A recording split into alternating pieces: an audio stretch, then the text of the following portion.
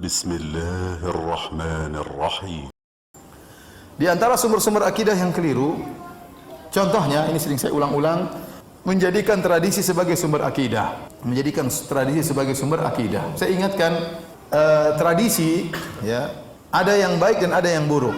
Kalau tradisi itu baik, maka hendaknya dipertahankan. Seperti Rasulullah SAW tatkala diutus ke kaum musyrikin Arab, mereka memiliki tradisi yang baik dan mereka memiliki tradisi yang buruk. Di antara tradisi mereka yang baik, meskipun mereka dalam kondisi jahiliyah, contohnya mereka jujur, contohnya mereka suka memuliakan tamu, contohnya mereka setia, ya. Contohnya mereka dermawan. Makanya Rasulullah SAW mengatakan, innama bu'ithtu liutammima makarimal akhlak. Sungguhnya aku diutus untuk menyempurnakan akhlak yang mulia. Kenapa? Ada akhlak yang mulia di mereka, tinggal disempurnakan lagi oleh Nabi SAW. Adapun tradisi-tradisi yang buruk semuanya dilawan oleh Nabi SAW, difilter oleh syariat. Kalau tidak sesuai maka Nabi SAW, ya, menentang tradisi tersebut. Makanya Nabi diberi tuduhan dengan tuduhan as-sabi. As-sabi artinya orang yang keluar dari tradisi nenek moyangnya. Nabi diberi gelar di antaranya al-kahin, dukun, di antaranya as-sahir, tukang sihir, di antaranya mashur, orang tersihir, di antaranya majnun, orang gila, di antaranya syair, penyair, ya. Di antaranya kadzdzab, pendusta, di antaranya sabi, orang yang keluar dari tradisi nenek moyangnya. Dan ini gelar yang sering mereka ulang-ulangi dan mereka sering berikan kepada Nabi gelar ini. Kenapa?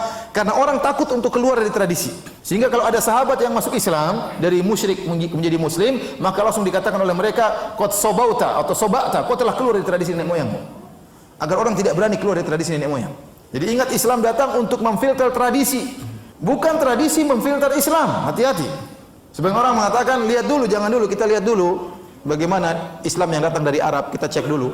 Kalau sesuai dengan tradisi kita, kita terima, kalau enggak kita tolak. Ini bahaya. Justru Islam datang untuk memfilter apa? Tradisi. Bukan tradisi memfilter Islam, salah. Sebagaimana Nabi SAW hidup di orang Arab, dan dia datang dengan Islam dan dia menolak adat Arab. Dia menolak adat Arab yang tidak sesuai dengan syariat Islam. Dan mengambil akidah dari tradisi ini merupakan lagu lama, ya. Sudah dilakukan oleh orang terdahulu. Contoh seperti umatnya Nabi Ibrahim alaihissalam. Waktu Nabi Ibrahim alaihissalam menegur umatnya yang sedang nongkrong beribadah kepada patung-patung, ma hadhihi tamathilul lati antum laha aqifun. Patung-patung apakah ini yang kalian sedang nongkrong di sini kemudian beribadah kepada patung-patung tersebut? Apa dalil mereka? Wajadna aba'ana laha abidin. Kami mendapati nenek moyang kami menyembah berhala-berhala ini. Ya sudah, kami tinggal ikut. Kami tinggal ikut. Apa kata Nabi Ibrahim alaihissalam? Laqad kuntum antum wa aba'ukum fi dhalalim mubin. Kata Ibrahim alaihissalam, kalian sesat, nenek moyang kalian juga sesat. Bapak kalian juga sesat, kakek kalian juga apa? Sesat. Buyut kalian juga apa? Sesat.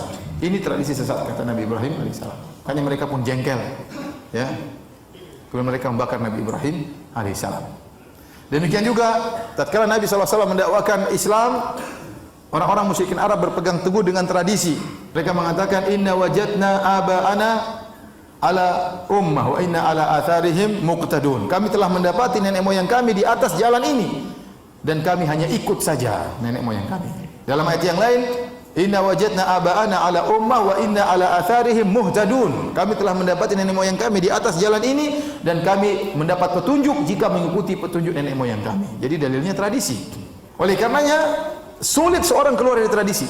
Makanya waktu Abu Thalib akan meninggal dunia, agar Abu Thalib tetap berada di atas kesyirikan, Abu Jahal cuma mengingatkan satu tentang tradisi. Rasulullah SAW datang begitu, kata Rasulullah SAW, ya ammi qul la ilaha illallah kalimatan uhajju laka biha indallah. Wahai pamanku Abu Thalib, ucapkan la ilaha illallah, aku akan berargumen, aku akan bela engkau, aku akan berdebat membela engkau di hadapan Allah Subhanahu wa taala. Kata Abu Jahal tatkala itu, atarghabu an millati Abdul Muttalib, apakah kau benci dengan agama nenek moyangmu? Selesai. Ingatkan dengan tradisi sehingga Abu Thalib tidak mau ngomong la ilaha illallah. Dan dia berkata kepada Rasulullah SAW, ya, laula an tu'ayyirani Quraisyun, seandainya aku tidak dicela oleh orang Quraisy, aqrartu biha ainak, seakan membuat engkau senang wahai ponakanku. Tapi gara-gara dia tidak mau dicela, akhirnya tidak jadi masuk Islam. Dan dia sudah tahu agama Nabi di atas kebenaran. Oleh karenanya tradisi sangat berbahaya kalau tradisi salah dijadikan pegangan oleh masyarakat. Di antara hal yang membuktikan susah atau sulitnya keluar dari tradisi, ini juga sering saya sampaikan, ya. Lihatlah bagaimana di sebagian negeri kita ada suatu suku, yang suku tersebut luar biasa, banyak ulama berasal dari suku tersebut, banyak orang-orang hebat, pakar agama berasal dari suku tersebut, tetapi sampai sekarang ya tradisi masih berlaku, kalau ada pernikahan maka yang bayar mahar perempuan. Kemudian nasab kembali kepada perempuan. Warisan yang pegang juga siapa? Perempuan. Ini salah atau tidak? Salah total atau salah sedikit? Salah total. Tapi masih bertahan tradisi atau tidak? Masih. Mungkin jangan-jangan ada di antara antum yang seperti itu. Padahal di situ banyak ulama. Kenapa sulit untuk dirubah? Tradisi susah untuk dirubah. Susah untuk dirubah. Saya kemarin ngobrol dengan sebagian teman, Ustaz ada tradisi di sini. Baru tadi pagi saya ngisi pengajian. Ada tradisi di sini Ustaz, nyembelih kerbau kemudian diletakkan di pantai.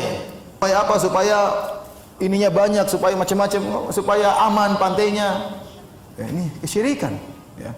Menyembelih hewan untuk jin.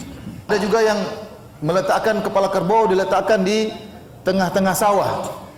Buat apa? Untuk bersyukur. Tradisi apa seperti ini? Ya. Kalau bersyukur kepalanya jangan dibuang, dimakan dong, jangan dibuang. Itu namanya mubadzir, buang-buang. Banyak orang suka kepala sapi, ya tidak? Oleh karenanya, ya tradisi. Ini salah dalam mengambil akidah dengan tradisi. Sekarang kalau kita terima tradisi adalah sumber akidah, pertanyaan berikutnya, taruhlah saya sepakat sama Anda bahwasanya tradisi sumber akidah. Nah, kalau tradisi menjadi sumber akidah, tradisi siapa yang jadikan sumber akidah? Tradisi orang Jawa kah? Tradisi orang Bugis kah? Tradisi orang Batak kah? Tradisi orang Sumatera kah? Tradisi siapa? Nenek moyang siapa yang menjadikan berhukum? Atau tradisi orang Arab? Siapa yang menjadi sumber hukum? Berbeda-beda tradisinya. Kemudian antum-antum juga sekalian suatu saat akan jadi nenek moyang, itu tidak? Atau tidak akan jadi nenek moyang? Antum suatu saat akan jadi nenek moyang, jadi bapak moyang sama nenek moyang, kakek moyang sama nenek moyang, ya. Ya. Apakah antum pantas dijadikan sumber dalil? Ya, kita tahu kita banyak kekurangan, kita banyak kesalahan. Tidak pantas kita menjadi sumber apa? Sumber akidah. Jadi ini salah satu kesalahan menjadikan tradisi sebagai sumber akidah.